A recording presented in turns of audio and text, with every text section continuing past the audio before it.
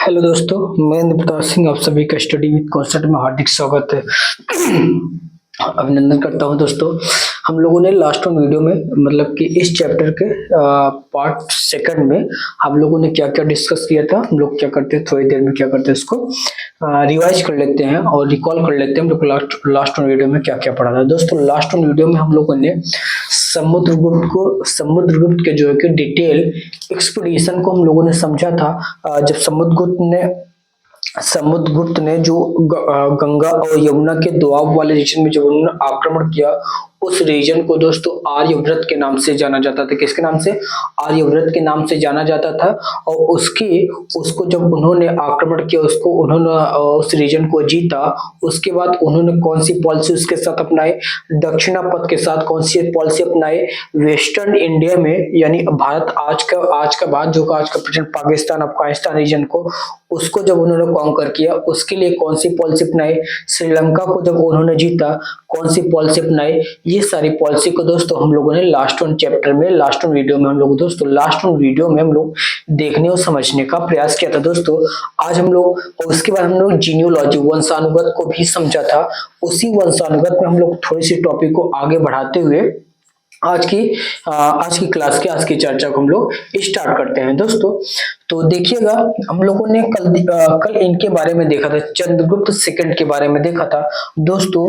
आपको बता देता हूं कि जो गुप्त पीरियड को जो हमको डिटेल इसकी जानकारी मिलती है, यानी गुप्ता पीरियड को जो हमको डिटेल जानकारी मिलती है दोस्तों, दो सोर्स ऑफ इंफॉर्मेशन है। फर्स्ट वन क्या है? आपके इंस्क्रिप्शन है। क्या है दोस्तों? इंस्क्रिप्शन से हमको जानकारी मिलती है। सेकंड वन कॉइन्स, यानी गुप्ता के समय में जो कॉइन होते थे विभिन्न प्रकार के, जिससे समुद्रगुप्त ने अलग प्रकार के कॉइन को इशू किया, चंद्रगुप्त सेकंड ने अलग प्रकार के कॉइन को चालू किया, शुरुआत की दोस्तों। जैसे से गुप्ता पीरियड्स को कहा जाता है कि हमारी ancient golden periods of ancient history, यानी प्राचीन भारत का सुनहरा समय कहा जाता है। प्राचीन सुनहरा समय कहा जाता है ये गुप्ता पीरियड के, क्योंकि इस समय जो कि जो साम्राज्य जो कि बहुत ही पावरफुल और ही बहुत वेल्दी हो चुका था।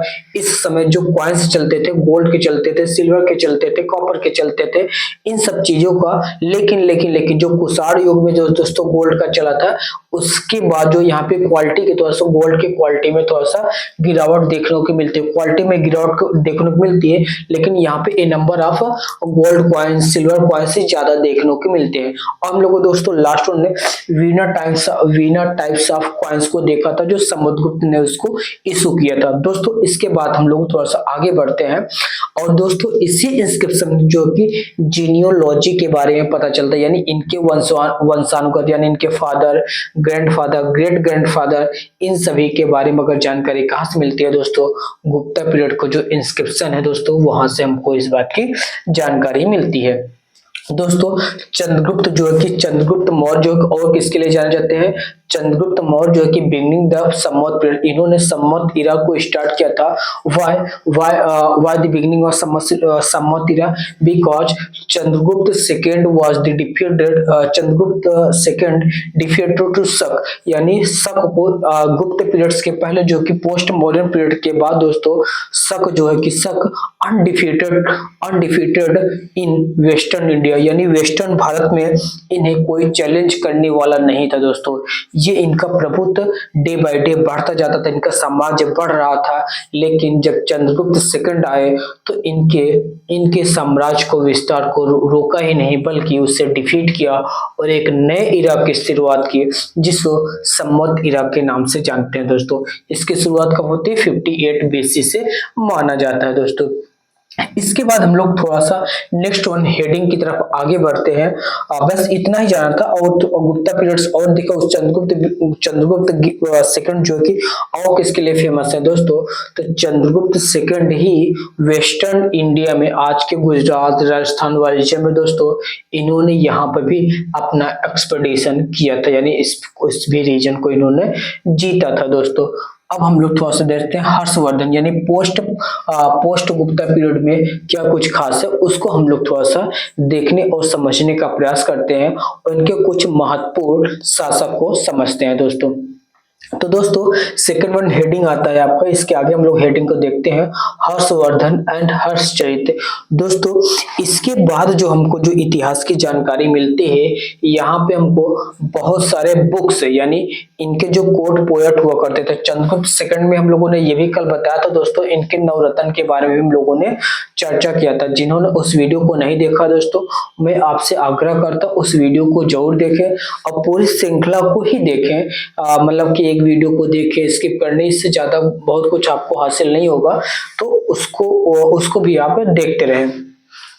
तो ठीक है दोस्तों, अब हम लोग देखते हैं कि हर्षवर्धन हु वाज द हर्ष या हर्षवर्धन जो है कि दोस्तों इनका जो शासन का टेरिटरी था, ये जो किस रीजन में अपना साम्राज्य चलाते थे दोस्तों, आज के थानेश्वर आज कहाँ है दोस्तों, आज के हरियाणा वाले रीजन में दोस्तों, हरियाणा वाले रीजन में दोस्तों इनका जो साम्राज्य, इनका हर्षवर्धन जो वर्धन जो आपका साम्राज्य था, इसकी जो कैपिटल था थानेश्वर था दोस्तों। इनके इनके जो है कि शुरुआत में जो है कि जो हर्ष थे, ये जो है कि शासक यानी रूल एक राजा बनने में इनकी कोई दिलचस्पी नहीं थी दोस्तों, दिलचस्पी नहीं थी। तो इनके जीवन में एक घटना घटती है। घटना क्या घटती है, इनके लाइफ में पहले इनके पिताजी इस पूरे रीजन को शासन किया करते थे, उसके बाद इनके बड़े भाई। उसके बाद होता क्या है दोस्तों, धीरे धीरे क्या होता है, समय बीतता जाता है, तो इनके जो है कि एक जो है कि जो बंगाल का एक शासक शशांक हुआ करता था, शशांक हुआ करता था आई थिंक। तो क्या हुआ कि इनके जो है कि इनकी जो बहन की शादी हुई थी दोस्तों, कन्नौज के रूरल के साथ हुई थी, कन्नौज के शासक के साथ इनकी बहन की शादी हुई थी। तो होता क्या है कि दोस्तों जब ये अब इनके बड़े भाई को, इनकी बहन को, मतलब कि इनके जो ब्रदर इन लॉ थे, इनको अगवा कर लिया जाता है और इनकी बहन को भी अगवा कर लिया जाता है और उसके इनके ब्रदर इन लॉ की हत्या कर दी जाती है और वहीं से ये बागडोर अपने साम्राज्य का संभालना स्टार्ट करते हैं दोस्तों। तो यहाँ से हर्ष जो है कि अब पिक्चर में आते हैं पोस्ट मॉडर्न पीरियड में। अब ये अपने साम्राज्य को जब विस्तार करते हैं दोस्तों, इन्होंने सबसे पहले अपने बहन को जो इनके हस्बैंड थे उनके अपने भाई के हत्यारों को उन्होंने पहले बदला लिया, यानी बंगाल को इन्होंने डिफीट किया, बंगाल को मगध पर कब्जा किया दोस्तों, क्योंकि उसमें गुप्त जो है कि कमजोर हो चुके थे, मगध को उन्होंने कब्जा कर लिया। और इनके जो एक्सपेडिशन है, इनके बारे में जो हमको जानकारी मिलती है, बाणभट्ट के इनके जो कोर्ट पोएट हुआ करते थे यानी कवि दरबारी थे बाणभट्ट, इनकी जो है कि एक प्रमुख पुस्तक है जिसको हर्षचरित के नाम से जानते हैं। किसके दोस्तों, हर्षचरित। अगर पूछा जाए हर्षचरित किसने लिखा है दोस्तों, तो हर्षचरित किसने लिखा, बाणभट्ट लिखा था। बाणभट्ट किसके कवि दरबारी थे, तो ये हर्ष के यानी हर्षवर्धन के दरबारी हुए थे दोस्तों। उसके बाद देखते हैं कि एक हमको जो कि ऐहोल इंस्क्रिप्शन से एक बात की जानकारी मिलती है, जब हर्ष जो है कि अपने साम्राज्य का लगातार विस्तार करते थे और दूसरे राज्यों मतलब कि अपने आसपास के क्षेत्रों को अटैक करते थे और उस पर जो कि शासन अपने राज्य को, अपने साम्राज्य को बढ़ाना चाहते थे। तो उसी में दोस्तों नर्मदा के इस रीजन में, अगर साउथ इंडिया में देखेंगे, मैं थोड़ा सा इसको इरेज करता हूँ या फिर साउथ इंडिया को मैं यहाँ से थोड़ा सा ऐसे बनाने का प्रयास करता हूँ। जैसे ये साउथ इंडिया, ये हमारी क्या है, नर्मदा रिवर है। क्या दोस्तों, नर्मदा रिवर है। तो नर्मदा को दोस्तों साउथ में यहाँ चालुक्य डायनेस्टी थी। कौन सी, चालुक्य डायनेस्टी थी। कौन थी दोस्तों, चालुक्य डायनेस्टी थी। कौन सी, चालुक्य डायनेस्टी थी। कौन सी डायनेस्टी थी, चालुक्य डायनेस्टी थी। तो चालुक्य डायनेस्टी को आपको विजुअल होगा थोड़ा सा, चलिए विजुअल है। तो चालुक्य डायनेस्टी थे। चालुक्य डायनेस्टी में दोस्तों एक जो कि बहुत ही पावरफुल शासक हुआ करता था, उसका नाम था पुलकेशिन। क्या नाम था दोस्तों, पुलकेशिन सेकंड था। कौन सा दोस्तों, पुलकेशिन सेकंड था।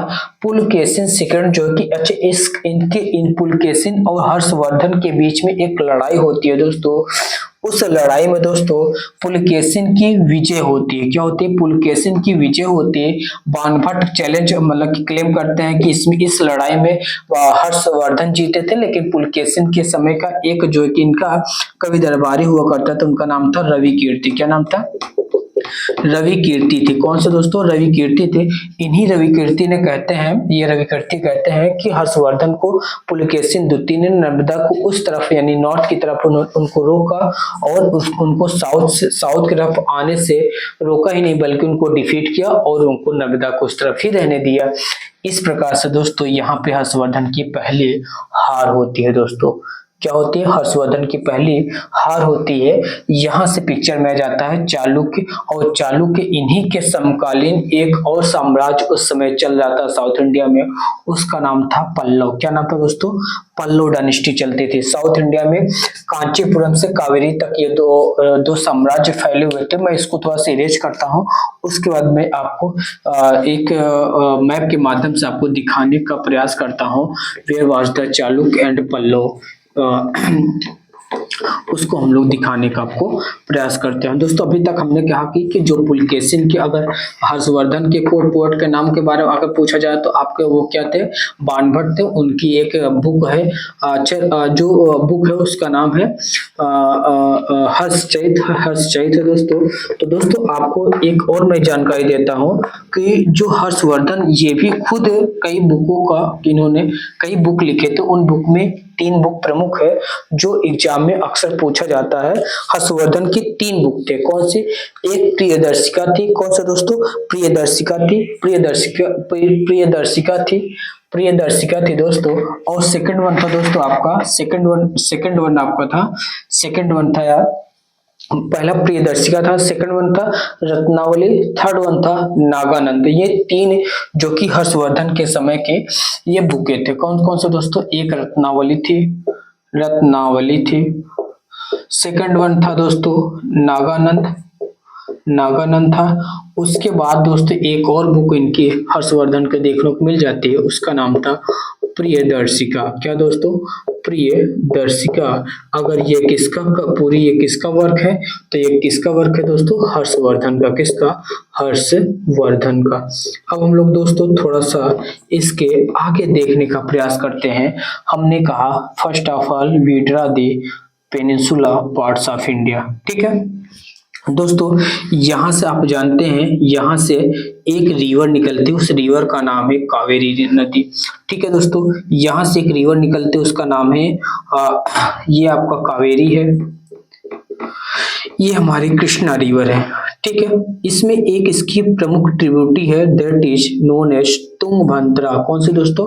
तुंगभद्रा रिवर है। तो दोस्तों कावेरी जो इस वाले रीजन में, दोस्तों इस वाले रीजन में पल्लव डायनेस्टी थे। कौन से दोस्तों थे?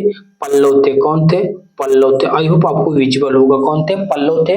कांचीपुरम से कावेरी के बीच का जो जितनी भी टेरिटरी थी दोस्तों, उसको पल्लव के नाम से जाना जाता था। किसके नाम दोस्तों? पल्लव। और जो कृष्णा और तुंगभद्रा के बीच जो रायचूर दोआब था दोस्तों, इसको कहा जाता है the land between the Tungabhadra and Krishna is known as Raichur Doab. क्या दोस्तों? रायचूर दोआब। बहुत ध्यान से समझिएगा दोस्तों, ये बहुत बार एग्जाम में पूछा जा चुका है। तो इसको रायचूर दोआब रीजन को आप हमेशा अपने माइंड में याद रखेंगे। किसके बीच के कौन से टेरिटरी को क्या कहा जाता है? रायचूर दोआब। किसको कहा जाता है? कृष्णा। यही एग्जाम में पूछ लेगा रायचूर दोआब तो किसके रीजन के बीच में कहा जाता है? तो कृष्णा और तुंगभद्रा। दोस्तों यहाँ पे दोस्तों कौन से डायनेस्टी थे? ये यहाँ पे चालुक्य डायनेस्टी थी। कौन से दोस्तों? चालुक्य। अब दोस्तों एक बात यहाँ से मैप से देखने से एक बात की स्पष्ट हो जा रही है, दीज डायनेस्टीज और कन्फ्लिक्ट बिटवीन टू, यानी इन दोनों डायनेस्टी के आपस में अक्सर झड़प हुआ करती थी। Because they share the boundary, because ये क्या करते? आपस में बाउंड्री का साझा करते। और हम जानते हैं कि कभी किसी का पड़ोसी अच्छा नहीं मिलता है।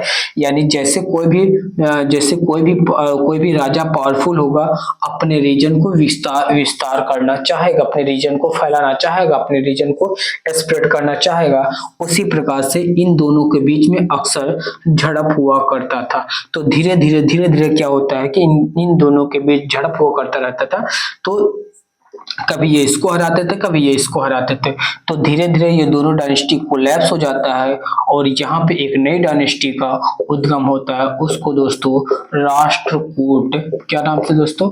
राष्ट्रकूट एंड चोल के नाम से जाना जाता है। किसके दोस्तों? राष्ट्रकूट एंड चोल के नाम से जाना जाता है दोस्तों।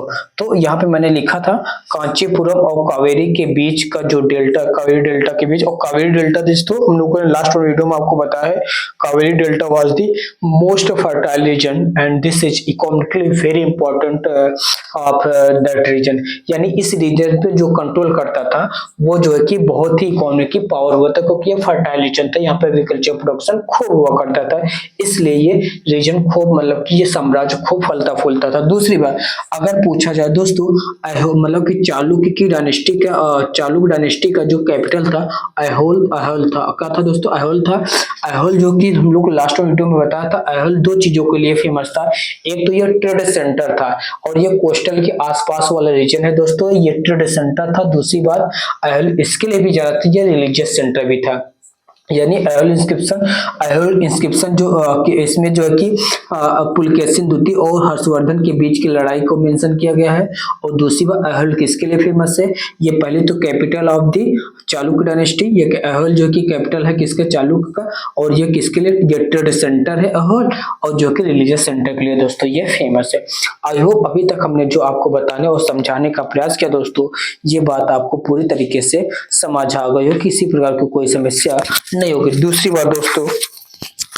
दूसरी बात आपको ऑडियो वीडियो सब कुछ विजुअल होगा दोस्तों। दूसरी बात हमको इस बात को भी जानना है कि क्या जानना है दोस्तों? इस बात को भी हमको समझना है और देखना है कि राष्ट्रकूट, हाँ अगर हम लोग राष्ट्रकूट के बारे में यहाँ पे नहीं पढ़ेंगे, राष्ट्रकूट के बारे में दोस्तों, ये राष्ट्रकूट चोल के बारे में ये लोग हमारा मिडल इंडिया का पार्ट है, मिडल इंडिया का पार्ट है, तो इसको हम लोग क्लास 7 में अच्छे से डील करेंगे और देखेंगे और समझेंगे भी दोस्तों। तो राष्ट्रकूट कितना बार याद रखना है कि जब पोस्ट मॉडर्न पीरियड के बाद चालुक्य और पल्लव के बाद कौन सक्सेसर आता है, तो वो आपको राष्ट्रकूट आते हैं और साउथ इंडिया में चोल आते हैं दोस्तों। बस इतनी सी बात आपको याद रखनी। और हम लोगों ने एक वीडियो में बताने और समझाने का प्रयास भी किया है, tripartite struggle of the Rashtrakuta, Gurjara Pratihara and Pala dynasty. ये हम लोग जो कि क्लास 7 के एनसीईआरटी में हम लोग देखने और समझने का प्रयास करते हैं दोस्तों।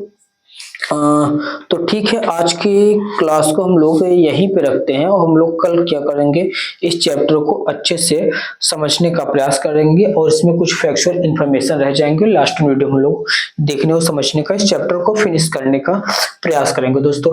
अभी तक हमारी वीडियो को जिन्होंने दोस्तों लाइक नहीं किया दोस्तों, आपसे हम्बल रिक्वेस्ट है, अगर आपको वीडियो कॉन्सेप्ट अच्छे लगते हैं तो वीडियो को लाइक करें, अपने दोस्तों में ज्यादा से ज्यादा शेयर करें दोस्तों। विभिन्न प्लेटफॉर्म पे, अपने सोशल मीडिया प्लेटफॉर्म पे जो आप चलाते हैं, वो फेसबुक हो, इंस्टा हो, व्हाट्सएप हो, अपने दोस्तों में ज्यादा से ज्यादा शेयर करें।